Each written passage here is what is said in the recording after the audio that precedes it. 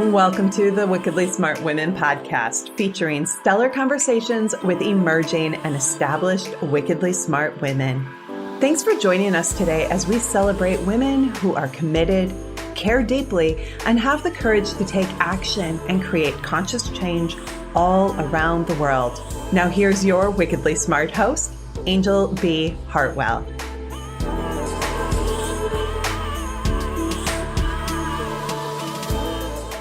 Welcome to another episode of the Wickedly Smart Women podcast, where we celebrate wickedly smart women and provide our listeners with a wealth of wisdom, along with immediately actionable steps to be smarter, spunkier, and more successful in their impact and their leadership. This is your host, Anjel B. Hartwell, and today we welcome our extraordinary guest, Amy Siewe. Amy is also known as the Python Huntress and is a professional python hunter. She is one of only 100 people, only 15 of whom are women, who are hired to capture and euthanize the invasive Burmese pythons that are destroying the Florida ecosystem. She left her successful real estate career and life in Indiana to move to Florida to become a python hunter on a gut feeling. She has caught hundreds of pythons, including a 17-foot solo catch, has been featured in many news and media outlets, and is pioneering the invasive python skin leather industry. And I met Amy at the National Publicity Summit. And as soon as I met her, I was like, oh, damn, we've got to bring you to be heard by our women around the world on this show, because she's bomb. So welcome to the show, Amy. Well, thank you so much, Anjel. I'm so happy to be here. I am just delighted with you. The whole thing, the whole story is just so incredibly delightful and fascinating to me. So I'm curious if you could take us back to when you were maybe a child. Did you have a thing for snakes back then, or is this something that just came out of the blue? I absolutely have always had this crazy passion for snakes and reptiles. My dad, when I was little, took me to a creek and he taught me how to catch crawdads and frogs and snakes. And I had some fascination. And, you think you'd grow out of it, but I just never did. So let's talk about when you had this sudden gut feeling. Are you somebody who has always gone with your gut, or was that a new thing for you as well? I've learned over the years that my intuition is always right, always, even though I didn't want it to be right a lot of the times. So I have over the years kind of fine-tuned it. This, though, was something that it was the strongest feeling that I had ever had in my life. And it was the one move that made 0 sense on paper, but 100% sense in my heart. Yeah. Well, and that is so interesting, because our listeners all around the world, and we're now downloading in 104 countries, many of them, one of the things we want to model here is learning to trust your intuition and learning to take action on that intuition. So maybe earlier, before you had this big one, because this is the big one, right? What were some of the things that you did to begin to know that your intuition was trustworthy? And how did you continue to reinforce and support yourself, especially when you might not have liked what your intuition had to say? Well, I tell you what, a lot of it has to do with relationships in the past. And that this just isn't right, but you don't want to believe that because it doesn't, there's no way that could be true. And at the end of the day, it always is, So I think that there was a lot of, and, not even just, my relationship with my ex-husband or boyfriends, but also with my friends, with my sisters, with colleagues, people like that. So I think that was a big thing. I will tell you that what set this in motion actually happened in about 2017, I think. So I'm driving down the road, I'm a real estate broker, have a great team. Everything's going great in my life. I'm happy. I'm good. I'm not looking for any changes. And I'm on this road trip and I decided to put in a CD, from Jack Canfield that I got when I went to one of his seminars a couple years back. And keep in mind, I have listened to this affirmation CD quite a few times, but it had been a while. So I said, I'll just stick it in. Why not? So I'm listening to it, and the way that it works is he says an affirmation and then pauses so you can say the affirmation out loud. So I'm going through and he's saying, for instance, I'm successful. I'm successful. I am enough. Okay. Well, he gets to the point and he says, I am on purpose. And I did not repeat that. My heart fell into my stomach for some reason. I was like, oh my gosh. Oh my gosh. And then the next one was, I am living my best life. It sunk even farther. And it was that aha moment that I said, oh my gosh, I am not living my best life right now. I wasn't unhappy is the thing. And if you would have asked me before then if I'm living my best life, I would have said, yes, absolutely. And if you would have asked me that right after and said, how would you live your best life? I would say, I have no idea because I thought I was. Right. So from there on, I just kind of kept that in the back of my mind. I went on with my daily, everything's good, real estate, all of that, but just maybe there was something different, something more that I was supposed to be doing. Yeah. Well, what I heard there too, Amy, that I want to underscore for our listeners is what you just said about if somebody asked you if you were living your best life, you would have been like, yeah, everything's fine. But the combination of those two together, it sounds like, as soon as the purpose piece came in, then that was almost the revelation of no, I guess I'm not living my best life. Is that fair to say? Absolutely. And I never actually thought about it like that, but it was kind of that 1-2 punch that really said it. Right. Yeah. Well, so now here you are in Indiana with your successful real estate career with the 1-2 punch, right? The 1-2 punch. It's funny because I was in real estate as well. Right. I had a moment where I was like, if I stay another second, I'm going to die. Like I knew it. I knew. Like at the end of, we did 51 single family homes, 56 apartments in an office building. And I had been in the real estate industry for like 20 years. And I just came to that moment myself where I was like, if I have to go in and do this one more day, I'm going to die. So for me, it was a death and rebirth. So for you, like you're in Indiana, what the hell is Florida and Burmese pythons? How does this emerge in your quest for, being on purpose and living your best life? I will tell you that even after that realization, I really wasn't on an outward quest to find it. It was there. I didn't really know what to do with it. And so I just kept moving on. Then I found out about the python problem in Florida.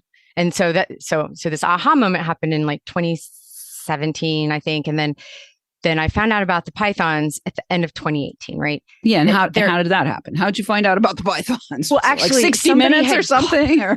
So somebody had called me from a reality show actually and said, hey, we're going to be doing a bonus episode of pythons in the Everglades. Would you like to be a part of that? And I said, okay, first of all, I didn't even know there were pythons in the Everglades.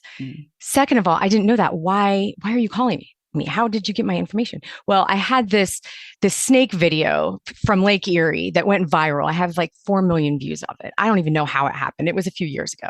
And so that's how they found me. And so it was just you out having fun at Lake Erie catching a snake? Well, yeah. So I did this because most of my real estate clients didn't know I had this crazy snake passion. So, prior to the real estate, and I do have a college degree, but I was, in the vet industry, in the pet store. I was a breeder, the Toledo Zoo. Snakes have always been a part of my world. Okay. Gotcha. Okay. So It's always been like that. So I wanted my clients to see this other side of me. And so I really made this video just to send out and say, hey, P.S., you probably didn't know I'm crazy about snakes, And so that's where that came from. And these people found it. And I said, sure, why not? I'll do it. Well, it didn't end up working out, thankfully. But it did introduce me to the fact that, hey, there are pythons down there. So from there, my fiance and I, Dave, decided to go on a vacation just to see what it was all about. So we went to Florida for 3 weeks in January of 2019 just to see what it was all about. Interesting. So let's talk about the python problem. Like, how did this problem begin? People bringing in illegally or pet stores, or like help us to understand what's going on in the South Florida ecosystem and what the pythons are actually doing down there and how they got there. Sure. This problem, the pythons got here. Of course, they're an invasive species, so they are not from here. They're from Southeast Asia. And there's no question that they got here through the pet industry. There is some controversy on how it was.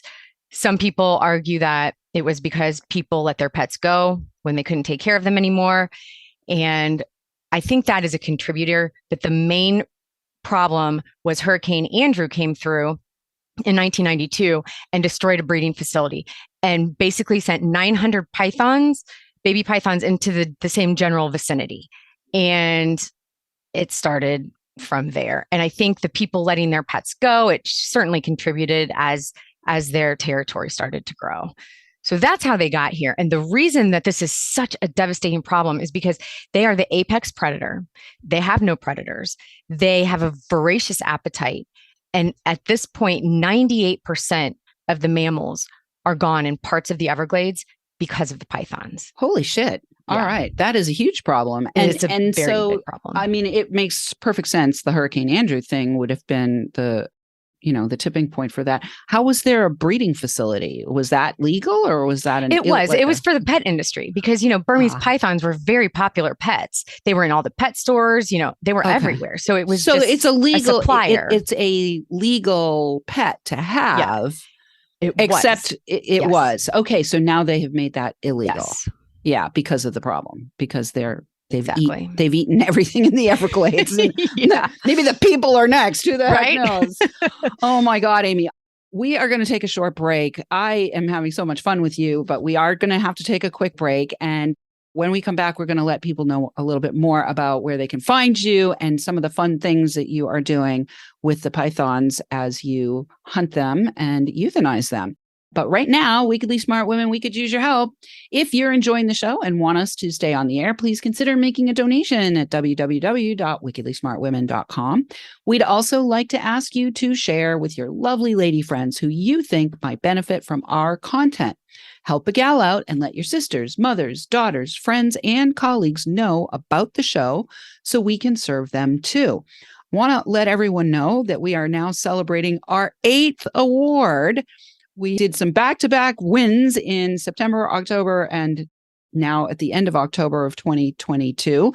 We have won the People's Choice Podcast Awards in Business Management Tools for the second time. We have now won the W3 Award for the second time. And we just found out the other day that we won the Davy Award for the second time. So we now are an 8-time award-winning show, and we're so grateful. I do want to say a big thank you to all of our guests who have been a massive part of that, as well as to our listeners who are downloading, rating, and reviewing. We're welcoming thousands of downloads from all over the world. We're now in 104 countries. Our latest one is Algeria. So we're going to shout out this week to our listeners in Algeria. We might as well shout out to our listeners in Burma because, we're talking about the Burmese pythons here. And let's also shout out to our listeners in South Florida. And we will be right back with Amy Siewe.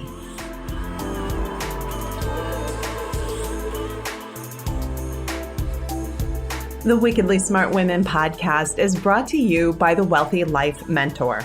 Women, are you on the edge knowing that life is calling you to make a change?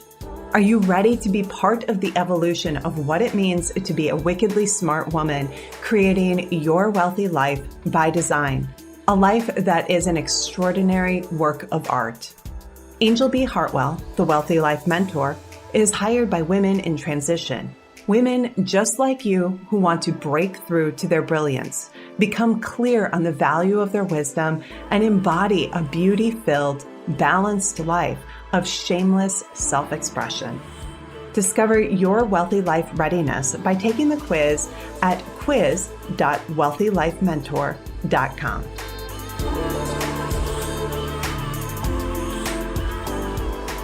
And we are back with Amy Siewe. Before we went to the break, we were talking about how this became a problem in the Florida ecosystem. You can actually find out more about Amy at pythonhuntress.com, pythonhuntress.com. And we definitely encourage you to also check out her Instagram, which you'll be able to get that access through the pythonhuntress.com. All of her contact information and social media stuff is going to be right there on that page. So, Amy, here you are discovering that there's a problem in South Florida. What inspired you, to decide that you were going to become a huntress? When Dave and I came down for that vacation, we both went on a hunt with Donna Khalil, who is one of my good friends now. And she was a python hunter. She was one of the OGs. They were just starting this program back then. And we caught a python. And I'm telling you, it was literally that moment that I'm holding this python. I'm like getting goosebumps. This is it. This is it. This is that aha from before. This is it. I'm going to figure this out. I don't know how, why, when, what, anything, but this is it. And Dave got a picture of me holding this python with this crazy smile on my face. And he was like, when I saw you smile like that, he got the picture. He said, I knew we were moving to Florida. Yeah. Well, it lit you up. When you align your purpose, when you align to your purpose, it lights you the up, right? Yes, it does. 100%. And that's when I knew. So it was like, I wasn't chasing it, but I was ready for it. Totally. I want you ladies to hear that. She wasn't chasing it, but she had the space open, right? The space you were in I like to call that being in the question, or I like to also call it being in the state of grace, right? Yes. You have this like knowing, but you're not clear on what's going to happen next. And the state of grace is just the patience piece, right? Just being patient and then allowing, and then boom, it shows up from out of the blue, right? Yeah. Like a giant python. Yes. So, Amy, this is dangerous. And you're one of the few 15 women total, right? How much of your intuition do you rely on when you're out hunting the pythons? That's interesting. I think there is a lot of intuition just from everything that I knew from before. Right. So I came here. People ask me a lot, why, if you love snakes so much, do you want to kill them? Well, I don't want to kill them, but I figured that I could finally use my hobby and actually make a difference because I'm not afraid of the pythons. I know a lot about them and I want to learn more about them. And I understand that just because, I love them and they're beautiful creatures, they can't be here because they're eating all of the wildlife. So I respect it. So I'm not just one of those like, hey, I'm going to go shoot my guns and, kill snakes. It's not like that at all. So I thought, I can definitely be an asset to this. So a lot of, in the beginning, the catches, because these are a lot bigger than, my normal snakes that I would just go catch in, Indiana. A lot of it was relying on, okay, I'm, and it's really hard to explain. And you can see some of my videos and see how I grab them and everything. But there is a lot of that.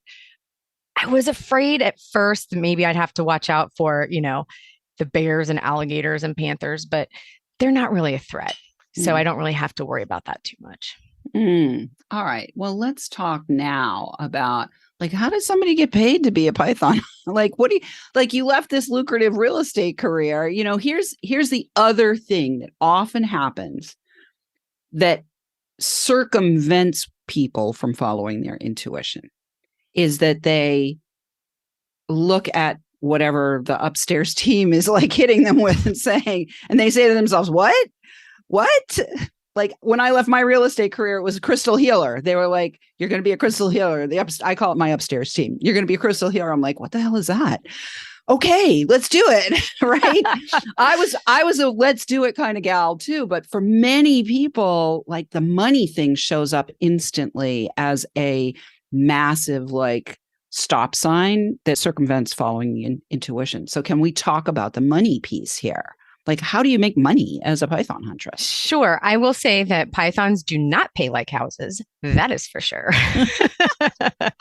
And that was definitely when I made this quick decision, because once I made the decision a week after I got back from my vacation, I was moved to Florida within 2 months. So it was quick. And money was definitely, I didn't even know if they were hiring, first of all. I didn't know if there was even going to be a job for me.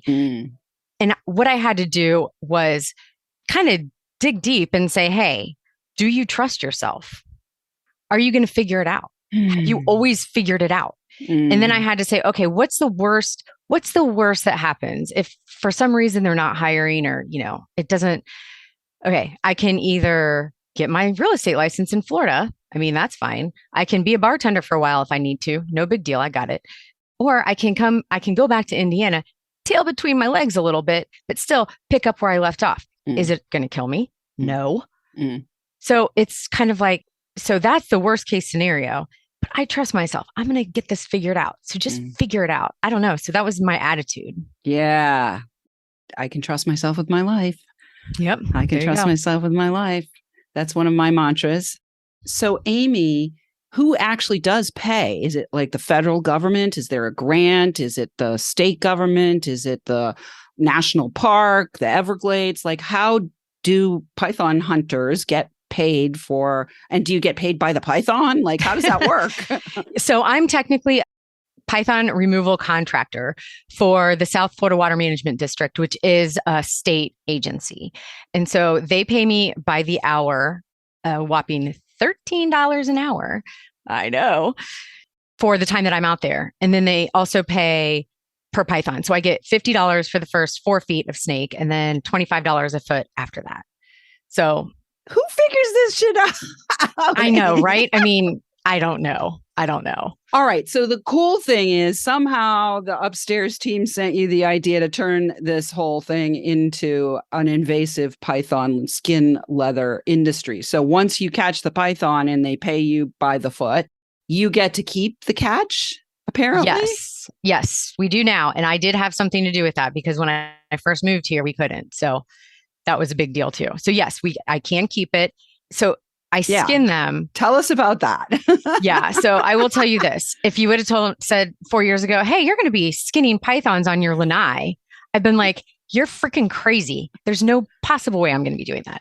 And here I am. Right. So what I didn't know, because I was just basically cold calling to find out, hey, does this make sense? And, because I love the snakes, I don't want to waste them. I wanted to figure out something to do with them. And it's besides just the money piece of it, because it's actually kind of put me in a lot of debt, which I'm figuring that out. But debt can be figured out. It's no big deal. But that's the thing. We're pioneering this industry here. There's only 3 places that tan python skin in the United States, because pythons weren't a thing here. They were a long time ago, but then as far as importing them from Europe, and then it became illegal, so they didn't do anymore. So that was a roller coaster trying to figure that out. I thought that these places would skin them for me. Definitely found out that wasn't the case. So I had to learn this on my own. And then making products. Oh my gosh, people aren't used to dealing with this type of leather. So it is so hard to find people that do a good job, because I have pretty high standards on my products. This isn't just, stuff that's being thrown together. Like this is, and it's really hard to find people so that has been the most insane journey of all of it. And the most ups and downs. I mean, the swamp is my time. I love that.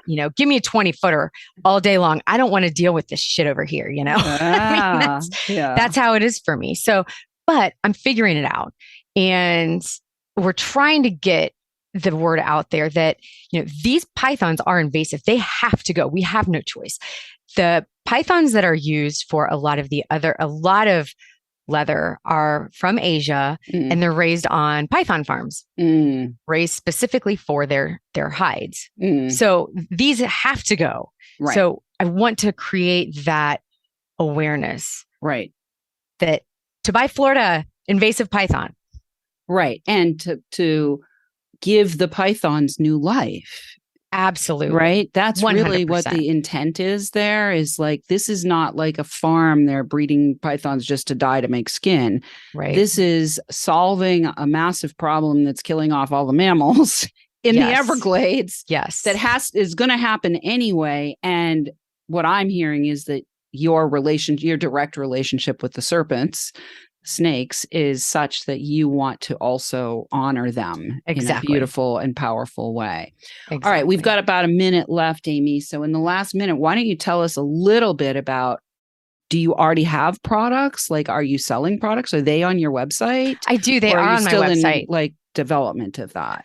Yeah, it's always it's an ongoing process, but I do have Apple Watch bands, and I actually have other bracelets. I'm in the process of getting some clutches and wallets and money clips.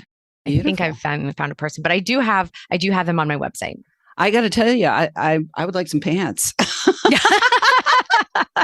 I haven't gotten there yet. Let's get pants. Let's do pants. Pants and purses. Yeah, right. Oh my God. Well, I could spend all day talking to you, Amy. Not only are you just incredibly courageous and incredibly like on purpose, right? And living your best life, you're also incredibly willing to follow your instincts and do what, lights you up. And you're super creative too. So it's just been such a massive pleasure to have you here on the show today. Thank you so much. Listeners, we love feedback.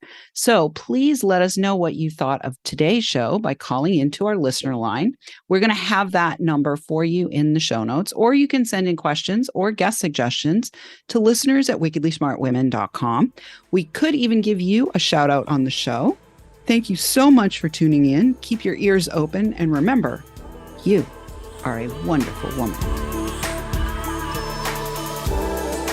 Thanks for tuning in, downloading, and listening.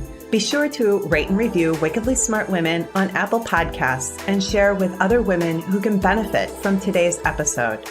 Wickedly Smart Women is the premier podcast series for informing, activating, and inspiring the leader who carries profound wisdom and knows that now is the time to welcome wealth. We welcome your feedback and guest suggestions and invite you to subscribe to our mailing list to be notified of each new episode at wickedlysmartwomen.com.